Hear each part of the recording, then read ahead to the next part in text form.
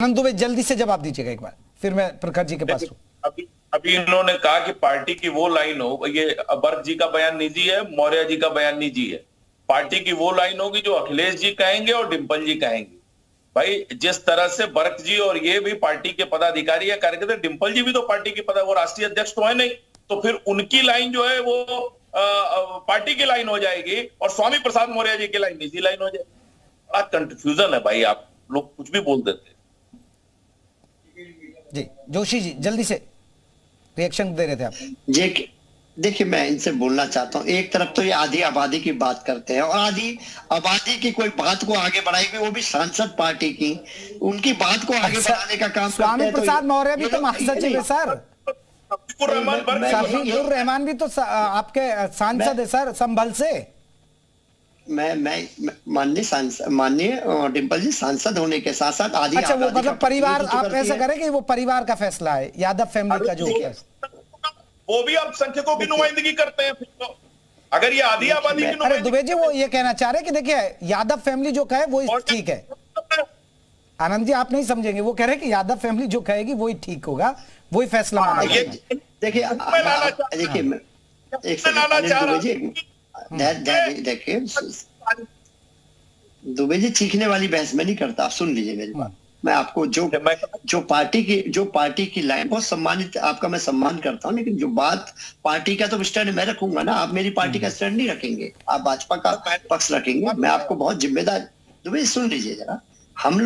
हमारी पार्टी की लाइन हमें पता है, हमारी पार्टी की लाइन है, हम संविधान का सम्मान करते हैं, न्यायालय के आदेश के अनुसार बन रहा है, सरकार जो भी होती है उसको बना रही है, उसका स्वागत है, और ये धार्मिक आस्था हमारे लिए अपना व्यक्तिगत विषय है। और निश्चित तौर पे माननीय अखिलेश जी, माननीय डिंपल जी सभी अपने अपने धार्मिक आस्थाओं को पूर्ण करते हैं, मैं भी अपनी धार्मिक आस्थाओं को पूर्ण करते हैं। जब विवाद है ही नहीं तो आप विवाद को उपजाने की कोशिश कर रहे हैं, जिसको हम लोग सफल नहीं होने देंगे। आप जो कोशिश कर रहे हैं उसको हम लोग सफल नहीं होने देंगे।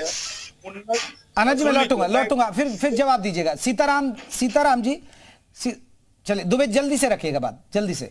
19 मई 2022 जब मंदिर बन रहा था, अखिलेश जी सिद्धार्थनगर से आ रहे थे, अयोध्या में रुके, उनसे पूछा गया कि ज्ञान माफी के मामले पर उनसे पूछा गया, तो उन्होंने कहा हमारे हिंदू धर्म में कहीं भी पत्थर रख दो, एक लाल झंडा रख दो पीपल के पेड़ के नीचे और मंदिर बन गया।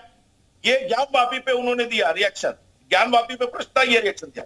फिर आगे क्या कहा, एक ऐसा समय था रात के अंधेरे में मूर्तियां रख दी गई, बीजेपी वाले कुछ भी कर सकते। यानी मंदिर पे फैसला आने के बाद का यह बयान है अखिलेश जी का, पहले का नहीं है, और यह बाकायदे छपा हुआ, गूगल करके देख लीजिए।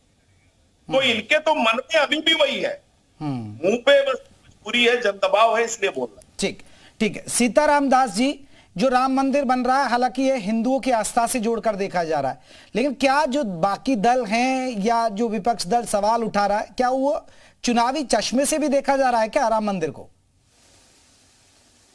देखिए कुछ ऐसे तुष्टीकरण की राजनीति करते हैं, सस्ती लोकप्रियता हासिल करने के लिए।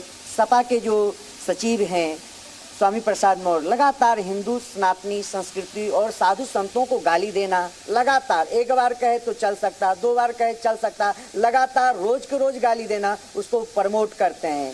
शफीकुर रहमान जिनको बाबर चले गए, अब फिर कहते हैं कि मैं वहां पर फिर मस्जिद बनाऊंगा, लगातार सनातनी संस्कृति को गाली देना। मैं कहता हूं कि अन्य किसी धर्मों के ऊपर इस प्रकार का कटाक्षेप करें, इस प्रकार की टिप्पणी करें तो पता नहीं क्या हो जाएगा। आज जब अयोध्या सजने लगी है, संवरने लगी है, अयोध्या विकास की ओर, अयोध्या अपनी ऊंचाई की ओर छूने के लिए जा रही है, पूर्ववर्ती सरकारों ने अयोध्या को उपेक्षित करके रखा। अयोध्या के आने से लोग कतराते थे, जय श्री राम बोलने पर जेल भेज दिए जाते थे। आज वही अयोध्या जो हमारे 100 करोड़ सनातनी है, सबका एक ही उल्लास है, एक ही हर्ष है कि भगवान का भक्त। चलिए मैं लौटूंगा। प्रखर जी क्या इससे बीजेपी 2024 के नजरिए से लेकर चल रही है और इसीलिए ये कांग्रेस की टेंशन बन गया है?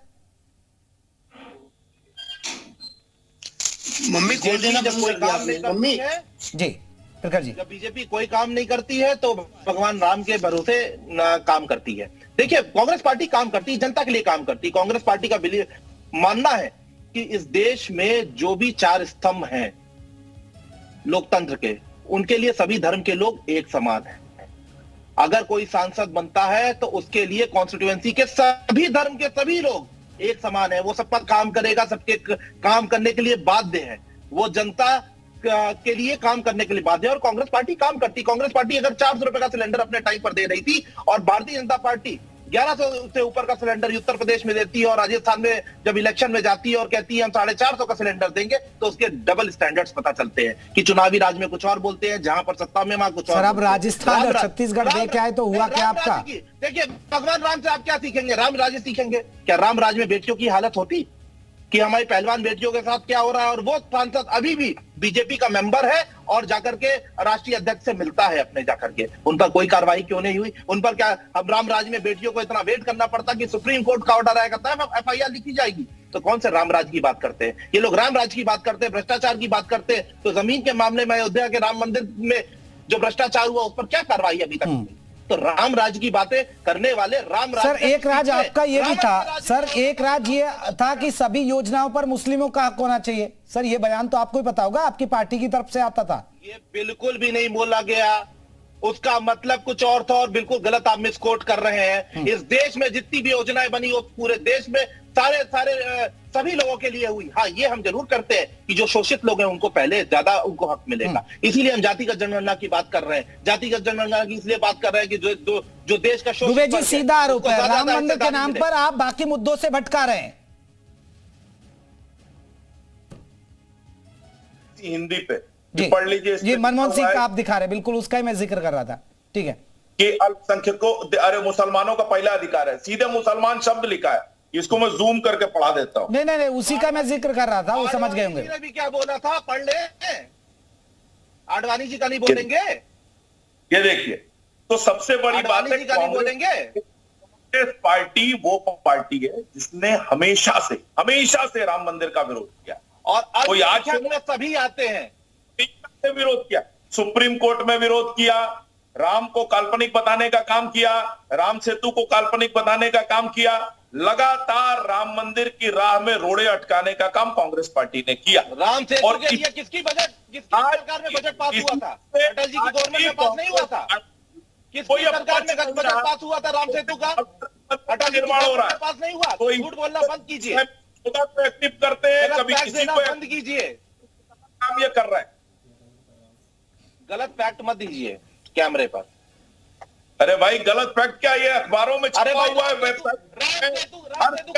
अटल जी की गवर्नमेंट में नहीं पास हुआ था राम सेतु? अब आप लोगों को तो सब कुछ गलत ही नजर आता है, आप लोगों को सब कुछ गलत नजर आता है। स्वामी आपके नेता ने क्या बोला है? मंदिर में लोग लड़कियां छेड़ने जाते हैं, पूछेंगे। मंदिर की बात करते हैं तो भ्रष्टाचार मंदिर की जो जमीन पर हुआ उसका क्या हुआ अभी तक?